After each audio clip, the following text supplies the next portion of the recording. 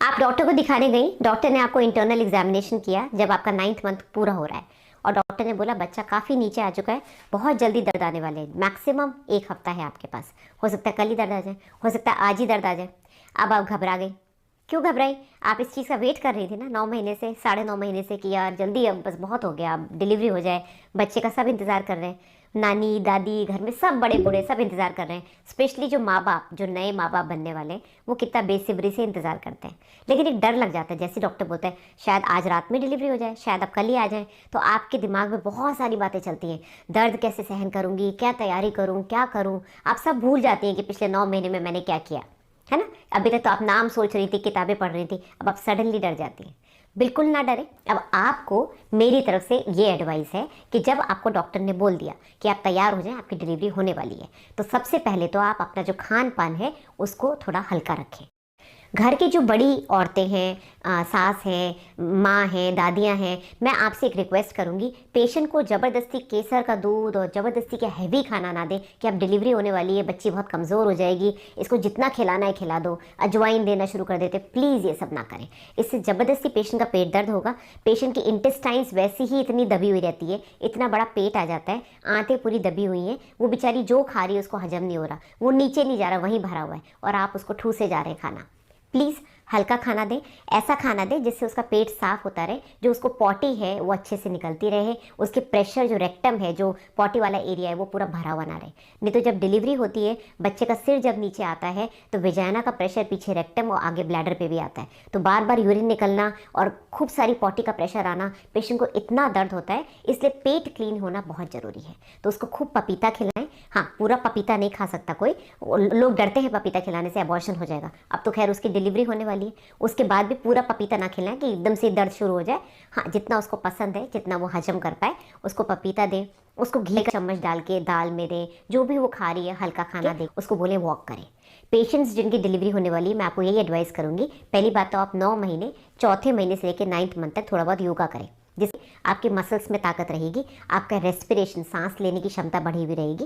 क्योंकि बहुत सारी पेशेंट्स डिलीवरी के समय इतना थक जाती हैं, जब हम उनको बोलते हैं पुश करो तो वो सांस भी ढंग से नहीं ले पाती हैं, उनको ऑक्सीजन लगाना पड़ता है, इतनी बेहाल हो जाती हैं, एकदम डिहाइड्रेट हो जाती हैं।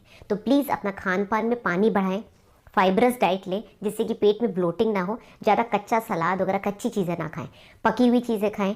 खिचड़ी हो गई, चावल हो गया, इन सब में पानी बहुत होता है, तो जिस चीज़ में पानी ज़्यादा है वैसा फूड ले तो जल्दी हजम होगा, आपका पेट साफ रहेगा। खूब फ्रूट्स ले, और जैसे कि मैंने बताया वॉकिंग खूब करें।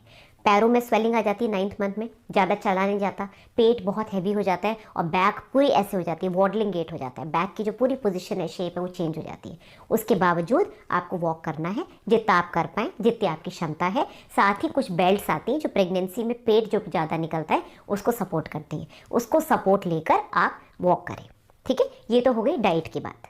डाइट में एक चीज़ और बताऊंगी कि हल्दी का दूध हो गया, या फिर ये जो भीगे हुए मुनक्के होते हैं, किशमिश वाला दूध हो गया, या हल्का सा केसर का दूध हो गया, ये सब आप हल्की हल्की चीज़ें ले सकते हैं। ज़्यादा भर भर के अगर ये चीज़ें लेंगे तो ये ब्लोटिंग कराएंगे, आपके पेट को हैवी करेंगी। मुनक्के से कॉन्स्टिपेशन रिलीव होता है। अब आपको अगर अपना बैग पैक करना है तो आपको क्या क्या लेके जाना है। जहां आपको डिलीवरी करानी है, आप प्लीज़ वहां पर पता करें कि वहां पर क्या क्या प्रोवाइड करते हैं।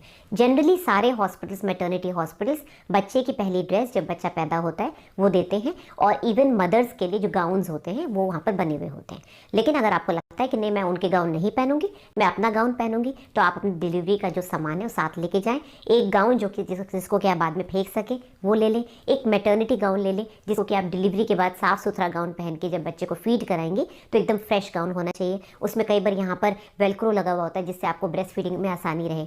आप बड़े साइज़ के ब्रा लेके जाइए, और जनरली जब आप बच्चे को फीड करते हैं तो ब्रेस्ट का साइज़ बहुत बड़ा हो जाता है।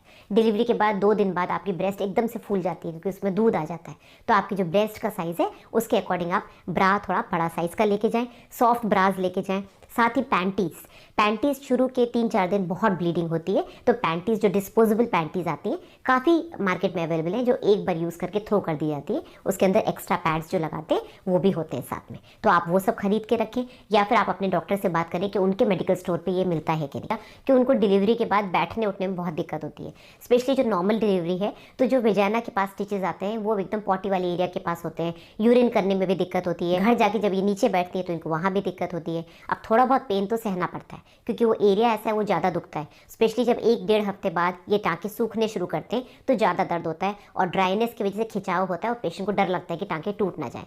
तो पहली बात तो 1 महीने तक पालगोटी नहीं मारनी है। चाहे बिस्तर पे बैठे, ज़मीन पे तो आप वैसे भी नहीं बैठेंगे, बिस्तर पे बैठकर भी पालगोटी मार के बच्चे को दूध नहीं पिलाना है क्योंकि वो टाँके, वो चमड़ी टूट सकती है। दूसरी चीज़, जब आप घर से सामान लेके निकली हैं डिलीवरी के लिए, एक सॉफ्ट सा, बहुत ही सॉफ्ट सा तकिया लेके चले जिसके ऊपर आप बैठ पाए, क्योंकि जब आप बच्चे को दूध पिलाएंगी या उठेंगी बैठेंगी चेयर पे बैठेंगी तो कई बार गद्दे या कुर्सी का जो सीट होती है जिस पर आप बैठते हैं वो बहुत हार्ड होती है, तो आपको कई बार वहाँ पर बहुत पेन होता है। हो सकता है नॉर्मल लोगों के लिए जिनकी डिलीवरी नहीं हुई है उनको हार्ड ना लगे, आपको हार्ड लगे क्योंकि आपका वो वाला एरिया ऑलरेडी स्वॉलन है, उस पर टाँके लगे। तो एकदम सॉफ्ट नरम सा तकिया लेके जाएँ जिसके ऊपर आप बैठेंगी तो उस पर प्रेशर नहीं पड़ेगा और आपको पेन नहीं होगा। ठीक है, तो इस चीज़ का ज़रूर ध्यान रखें। Last but not the least, बच्चा पैदा हो गया, सब लोग बच्चे में बिजी हो गए, इसका नाम क्या रखेंगे, अरे कितना सुंदर बच्चा है, अरे बाप पे गया, अरे माँ पे गया, अरे नाक किस पे गई, ये नाक दादी पे गई, ये नानी पे गया, ये सब चलता रहेगा।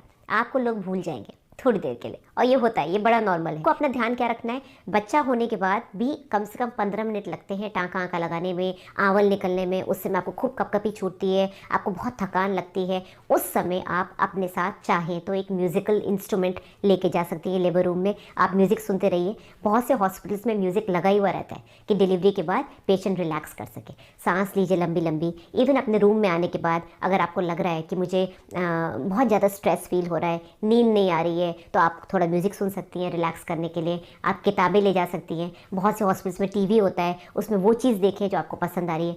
कुछ नहीं पसंद आ रहा है, सबको बोलो कमरे के बाहर जाओ, मुझे सोने दो, लाइट बंद करो, सो जाओ।